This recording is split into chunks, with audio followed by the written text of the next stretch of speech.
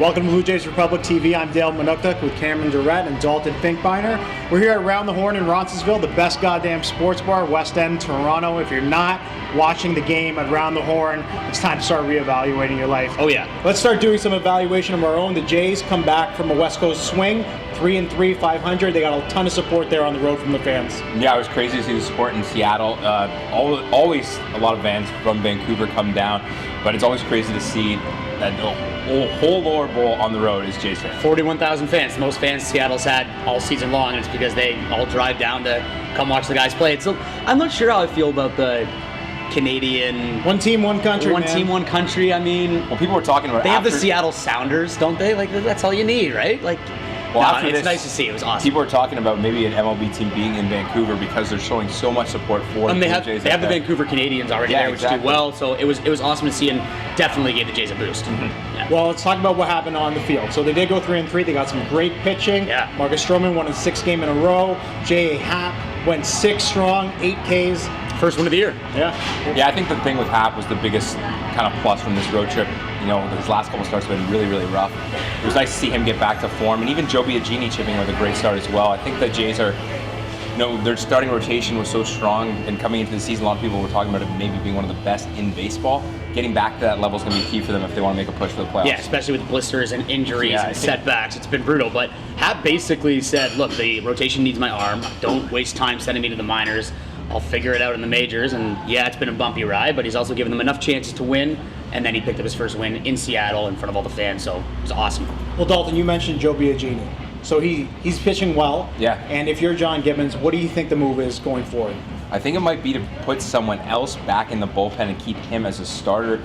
I think they always kind of envisioned this when they picked him up, that he would become a starter, and he's trending in that direction. He gets better every single start. Absolutely. But the problem is, I don't know which guy you drop down to the bullpen. I think Lariano's the kind of clear guy who's struggling still, but I don't know if he's going to really like a demotion, especially as he's a pending free agent. He might want to show he still has starter stuff, but it gives him another left arm in the bullpen. That'd be the guy I'd drop back to. Look, Biagini makes $535,000 a year, so he's one of on that Russell Wilson contract. Exactly, he's one of the best steals in all of baseball. Yeah. So he's going to be a starter at some point full time, and that's probably going to be in 2018. But with the way that this staff has figured out a way to not stay healthy, I wouldn't be surprised to see Biagini continue the yo-yo up and down as the season goes on. Is it fair to him? No, but is it what's going to help the Jays win? At this point, yeah. And the other thing too is they said Sanchez will be back before the All-Star break. That's kind of a very vague timeline. Yeah. So this might not be something that John Gibbons has to address in the immediate future. It might be something down the road that he has to do. We're going to come back to Liriano, who you mentioned, in a little bit. Let's talk about the bats. Justin Smoke, second in the AL in home runs. It appears that this guy's replaced Edwin Encarnacion's production that everyone thought would be sorely missed. Oh yeah, he's almost doubled him in home runs, doubled him in RBIs. He's getting on base still approximately the same, and that's because Edwin's still great at drawing walks and Smoke's still figuring out that part of his game. But the value there, never mind Morales replacing Edwin, like Smoke has done it at $8 million a year. So the $20 million that Edwin was asking for, I mean, it's a bargain at the very least, and it's awesome to see Smoke finally have a good year as the Jays by playing first base every single day. It's been a long time coming, and it's smashing the expectations out of the water what we had for him this season. And him and Morales back-to-back being both switch hitters is so hard for other opposing managers to match up against. He's been fantastic, and when the Jays having such a slow start, he's a big reason they're still in this. And his home runs are very timely. He hits home runs late, so I think he's been one of the Jays' most valuable player and a potential All-Star. Well, looking forward to their upcoming series against the Tampa Bay Rays. We know how tough these two teams play each other. They're 5-5 on the season. So we have Estrada starting off the series. Liriano, you mentioned before. He's got a chance to maybe say something about his spot in the starting rotation. How do you see the series playing out? Well, this is going to be a big series. Obviously, going forward, every series for the Jays is kind of a big series, hovering around that 500 mark. But these division games are crucial. They're only a game and a half back of the Rays in the division. So, and with Baltimore and the Wild card. With Baltimore sliding, it's be a good chance to kind of maybe jump even two teams here. They usually have a problem with the Rays, more than Tropicana. More than Trop, yeah. So it's good that they have them here. And with Estrada, he struggled in the first inning. It seems he gives up a run all the time. I think he's in the first inning, but 7. So if he can get over that first inning, he's usually solid. And you mentioned Liriano, here's a chance for him to right the ship. Estrada will be comfortable pitching at home. I expect him to actually have a bounce back performance against the Rays, and then followed up with Liriano, who's, as you said, Dale, trying to prove himself and trying to show that he belongs in this rotation, that he can actually help this team.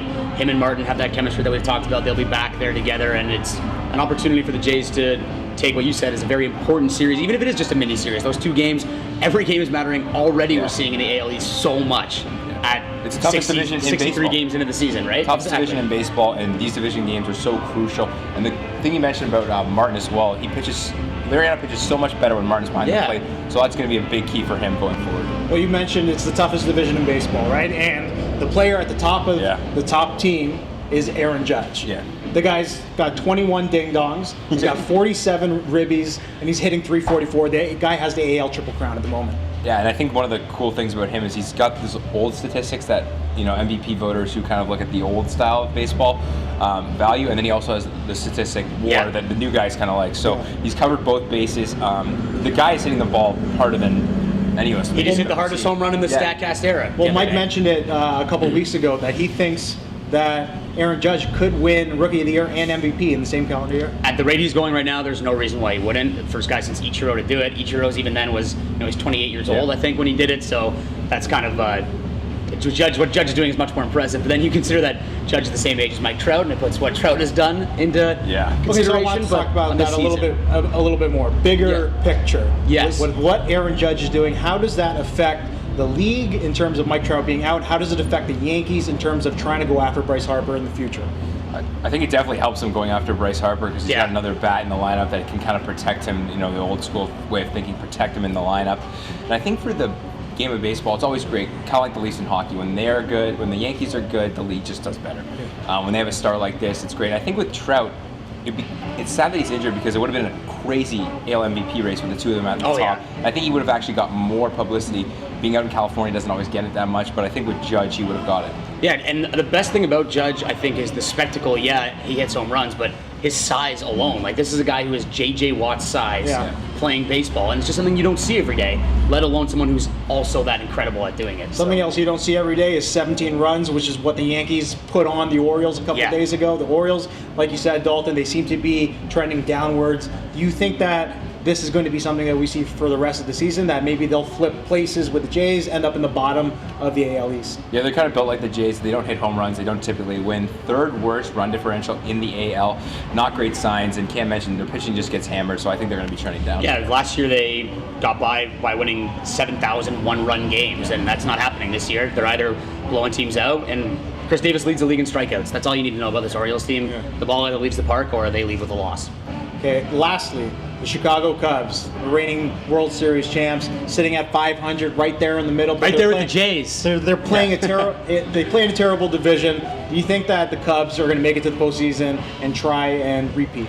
They'll figure it out. I mean, Addison Russell, Kyle Schwarber, 2 young bats who aren't getting it done right now, but they'll figure out a way to, at the very least, get out of that division, and then once they're in the playoffs, as we've seen, anything can happen. So I'm not too worried about the Cubs just yet. And I think that's the thing that's saving them, is that they're in such a terrible division that they can kind of afford to have this feeling out process.